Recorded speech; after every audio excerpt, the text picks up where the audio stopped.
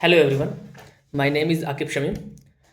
इस वीडियो में मैं आपसे डिस्कस करूंगा कि अगर आप फेस्ट आरबीआई ग्रेड बी 2026 का आप टारगेट करने जा रहे हो तो आपको फेस टू के लिए क्या करना चाहिए। मतलब आप क्या कोई कोर्स लें या फिर आप फ्री सोर्स के थ्रू इसे कवर करें, क्योंकि बहुत लोग ये मतलब सजेस्ट करते हैं कि आप फ्री सोर्स के थ्रू टैकल कर सकते हो RBI grade B phase two को। बट अगर आप सिलेबस देखोगे आरबीआई का तो फेस टू का सिलेबस काफ़ी वास्ट है। तो अगर आप सोच रहे हो कि फ्री सोर्स के थ्रू आप इसे को कवर कर लोगे इसके सिलेबस को, तो यस आप कर सकते हो। बट ये बहुत ही आपका टाइम किल करेगा।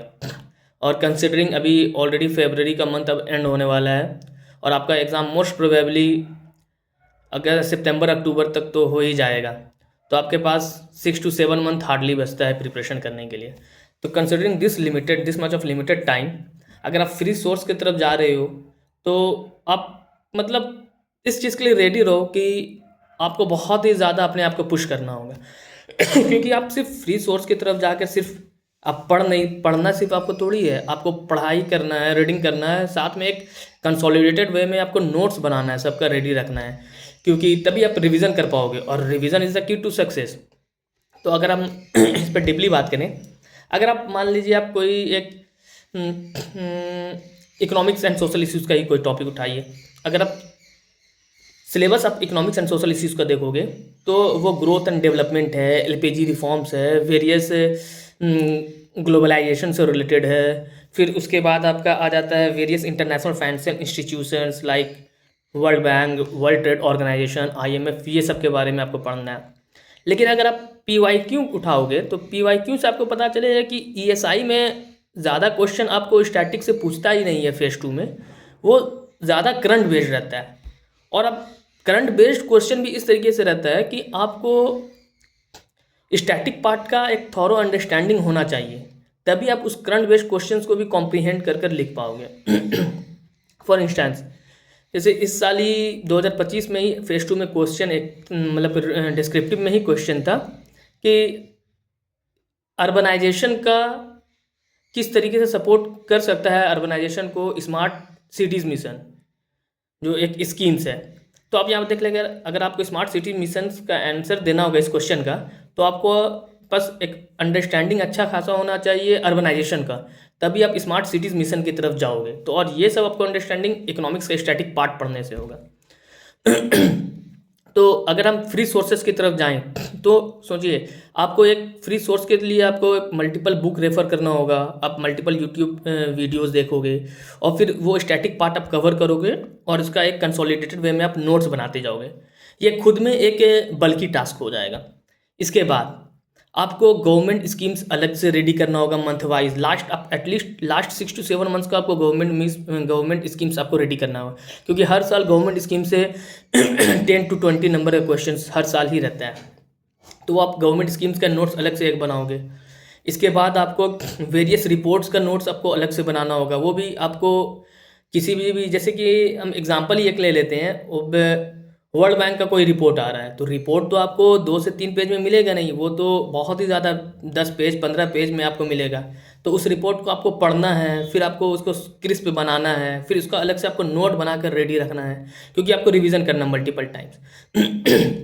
अगर आप यही चीज़ कोई किसी कोचिंग का आप कोर्स अगर लिए हुए हो, तो आपको वो कोचिंग एक कंसोलिडेटेड फॉर्म में वो सारा रिपोर्ट्स आपको प्रोवाइड कराएगा।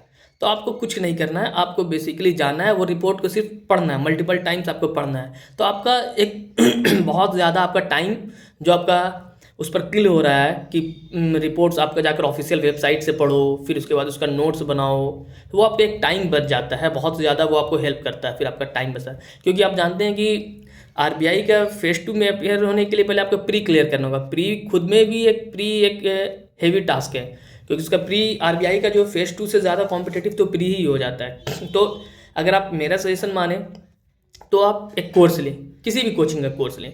वेरियस कोचिंग्स अवेलेबल हैं, अगर आप देखोगे तो इसके लिए अभी क्या है, अनुज जिंदल कोर्सेज है, एड्यूटैप है, आई एग्ज़ाम भी है, फिर सीजीबी मेंटोर्स है। आप किसी का भी अगर कोर्स लेते हो तो उससे आपको एक फ़ायदा होता है कि जैसे अभी मैं आपको economics and social issues topic पे ही डिस्कस कर रहा हूँ, तो वो आपको एक स्टैटिक पार्ट का एक अलग प्लेलिस्ट बना कर देगा। तो इससे क्या होगा, आपको पास एक सब चीज़ रूटीन वे में अरेंज्ड आपको मिलेगा। आपको वहाँ जाना है, बस उस वीडियो को देखना है और आपको उसका नोट्स भी वो लोग प्रोवाइड कराता है। अब वो नोट्स भी आपको पढ़ना है।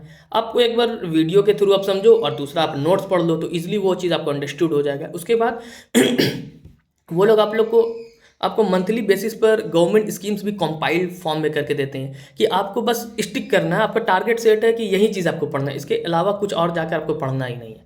तो आप गवर्नमेंट स्कीम्स वहाँ से उठाओगे, उसका एक बार थॉरो अंडरस्टैंडिंग करोगे और एक बार इसको अच्छे से रीडिंग दोगे, अब बार बार मल्टीपल रिवीजन करोगे तो वो हो जाएगा। दूसरा चीज़, अब जो भी रिपोर्ट्स आएगा वर्ल्ड बैंक, IMF, फिर वर्ल्ड ट्रेड ऑर्गेनाइजेशन या फिर नीति आयोग का, वो आपको एक कंसोलिडेटेड फॉर्म में एक जगह प्रोवाइड कराएंगे। तो वहाँ से भी आपको वो भी आपका एक टास्क बच रहा है, तो आप वहाँ से भी जाकर वो सीधा वो पढ़ सकते हो।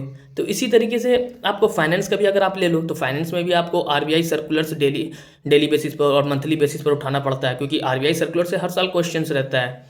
तो आपको एक ये टाइम मिलेगा कि इससे आपको कोर्स अगर आप लोगे तो इससे एक फ़ायदा क्या होगा कि आपका डिफाइंड है, पाथ आपका डिफाइंड है कि आपको यहीं पढ़ना है, इसके अलावा आपको कुछ नहीं पढ़ना है। और दूसरा चीज़ है कि इसमें आप अपनी स्टडी को ईजिली ट्रैक कर पाओगे कि आप आज आपने क्या पढ़ा है और कल आपको क्या पढ़ना है। और आप उसमें अपने जो रिवीजन करोगे मल्टीपल टाइम्स, उसे भी आप इजीली ट्रैक कर पाओगे कि आज आपने ये चैप्टर पढ़ा है, कल आपको ये चैप्टर पढ़ना है, फिर परसों आपको ये पढ़ना है, फिर उसके बाद आप प्रॉपर डे से फिर उसका रिवीजन भी आप स्टार्ट कर सकते हो। तो इससे एक फ़ायदा होता है कि आपको सब चीज़ एक अंडर वन अम्ब्रेला आपको मिल जाता है और आपको सिर्फ और सिर्फ वहीं पढ़ना है, इसके अलावा आपको कुछ पढ़ना ही नहीं है साइड से। अब ऐसे आप फ्री सोर्स की तरफ जाओगे तो आज आप यूट्यूब के इस कोचिंग का वीडियो देखोगे, कल दूसरे कोचिंग का वीडियो देखोगे, आप कंफ्यूज हो जाओगे और एट द लास्ट आप फ्रस्ट्रेट हो जाओगे और ये आपके प्रिपरेशन को इम्पैक्ट करेगा। तो मेरा जेन्यून सजेशन रहेगा कि आप एक कोर्स लो, किसी भी कोचिंग का कोर्स लो और उसके साथ स्टिक करो।